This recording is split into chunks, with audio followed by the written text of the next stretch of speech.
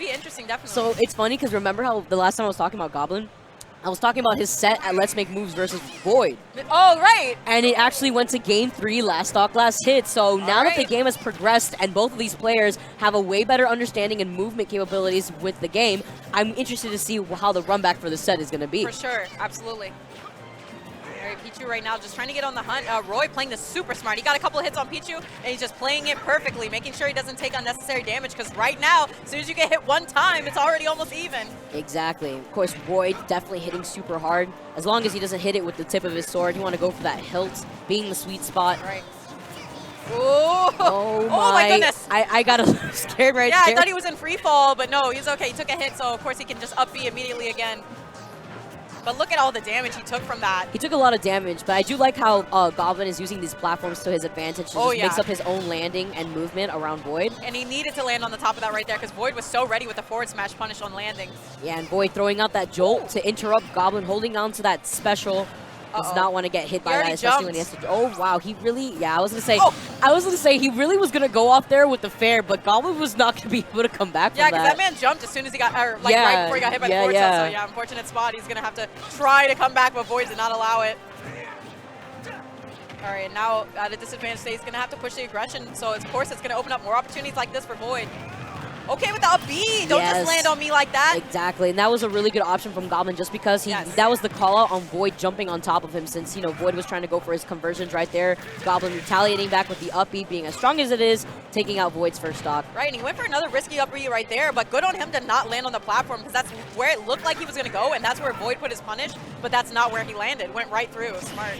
Ooh! Oh my. Every time Goblin finds himself off stage versus Void, even when he tries to go for the high recovery, it's just not enough. Dude, it looked like they even traded. I thought he was surviving for a second, but no. Unfortunate spot. All right, great landing up air. Gonna knock Void up high. Things not too far off, though, for Goblin. If he can just get this stock right here, ledge advantage, too.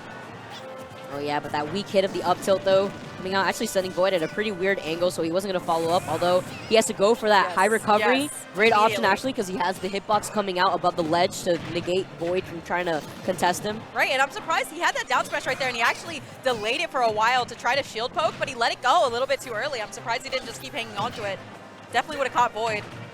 Oh, but landing on Void with that nair, not going to really be able to do much, as Void could just do nair out of shield. Right. All right.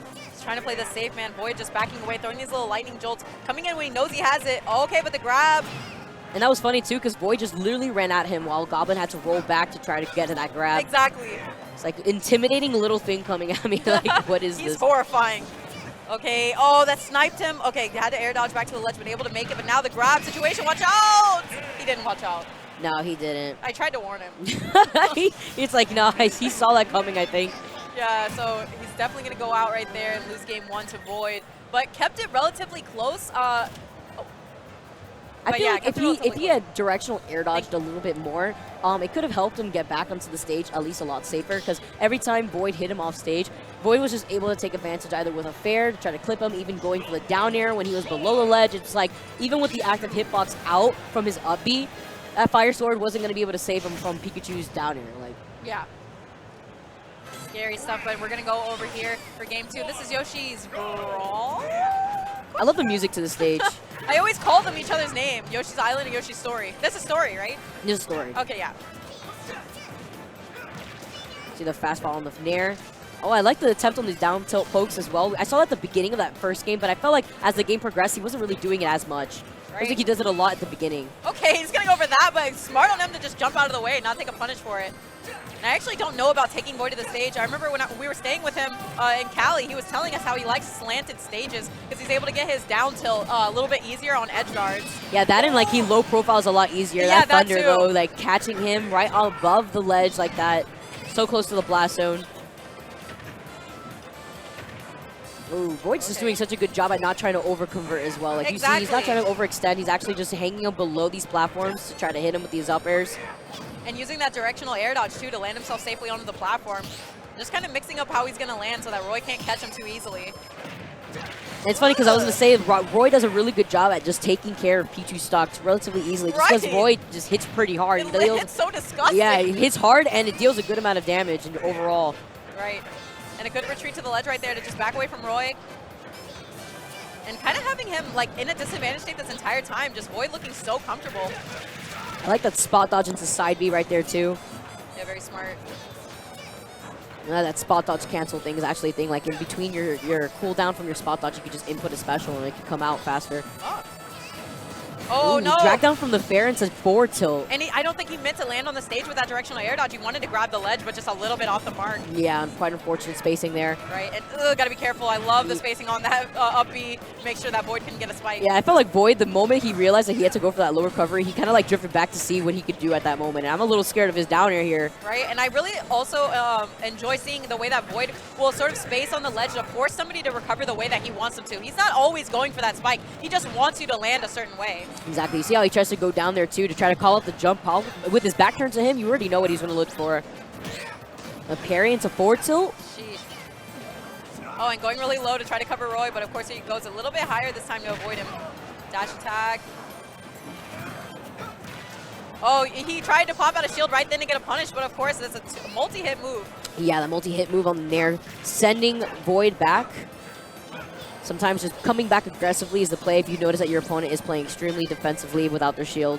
Right, and I love that little lightning climbing the ledge right there to stop Roy from charging up that B special. So scary. He's at 161. This is a terrifying experience for Pichu. And you saw him right there try to swing a forward tilt. Definitely would have taken the stock. Yeah, just the unfortunate part about Roy is if you don't get the hits from your hilt, it could be quite difficult to actually close out stocks, even on characters like that up throw. Definitely going to do it. You got to yeet them into the blast zone. And I love that Void went for a down air right there to shield poke, and then he tried to get the forward tilt, but it just wasn't enough to poke through.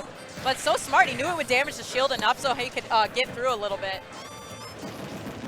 All right, finally finding it. He's going to take the game. Yeah, I was like, that definitely was going to do it. Nearly at 200%, that backer coming through. Right. Void taking game 2 here. And it did seem like he was having a bit of trouble finding the stock, but that wasn't, I don't think that's how Void felt about it. He just likes to bide his time to find the opportunity to open somebody up in a safe way. He doesn't want to just throw out forward smash or forward tilt at a bad time. You see him very calculated, like with the down air on the shield into forward tilt, knowing it would possibly poke. Kind of goes into the conversation that we were having like in the previous game with Captain L, where like sometimes you don't want to go, you don't want to overextend. Void is okay, even in the lead, just taking his sweet time, waiting for you to make the mistake first before he actually goes in for these forward tilts or these down smash, or even, you know, trying to hit him with a fair right here. Exactly. Void a very methodical player. Lands on his shield with the down air. Yeah, and he also is aware of how much shield stun that down air does, so he's able to get something out of it, or at least not take a punish for hitting a shield. Yeah, or at least just kind of drifting away and resetting neutral at the same time.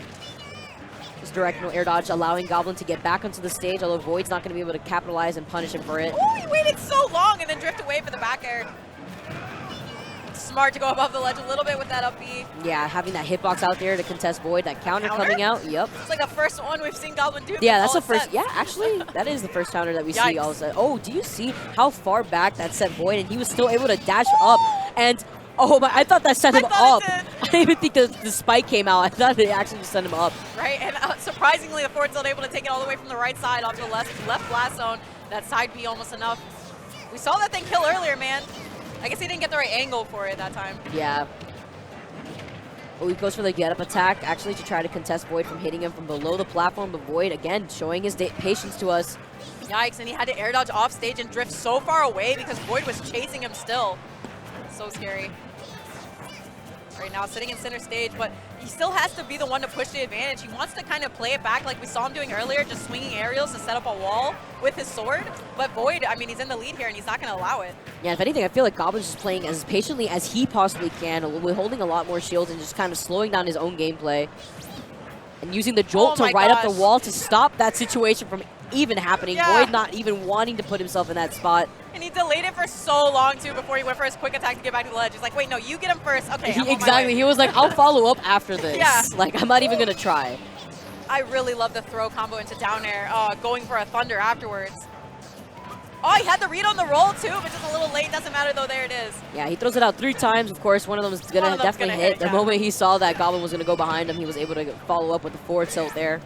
Oh, and that up air tipping Pichu, but not killing even at that percent, but there it finally will do it. Getting the hilt hit, like you said, it is a bit stronger, so he'll be able to take the stock. Yeah, especially in between these platforms, too. He knew that where Void was going to try to land as he was dancing around the platforms, and even being vulnerable using his up B. Oh, Yeah. he actually tried to. There is no hitbox on that, by the way. Right. All right, gonna get that rising aerial right there, just to knock him into a bad spot, but a great down tilt just to get him away from him. It does seem like some of these moves are hard to hit low profiling Pichu with, so he's going for some down tilts here. Yeah, it can be a little peeving sometimes, especially when your Definitely. moves actually happen to just go over the head of these low-profile characters like Pichu. Yeah, or Inkling Dash, like, it's so annoying. But good on Goblin. Doesn't seem like he's letting it shake his mentality at all. Absolutely not. He's still following up with the snare, keeping Void by the ledge. Unfortunately, missing that side B. That side B would have 100% done it, but that down air definitely going to send him to the Shadow Realm. I think that's like how he lost one of his first stocks, and that's yeah, in not that gonna first lose the game, set. I believe. Yeah. It was quite unfortunate. Just every time that Void kept Goblin off stage, he was just, honestly, was just outplaying him. It was just dealing extra damage, and also putting him in such a bad spot like that where he was able to follow up with down air. Yeah, you gotta love the patient play from Void, especially in that game too, where he had him at like 100+% the whole time, but didn't rush the stock at all. Right. Because if you give it up to somebody like Roy, he's gonna make you pay for it heavily. I mean, we saw that too, where Goblin just was able to rack up so much percent, but nonetheless.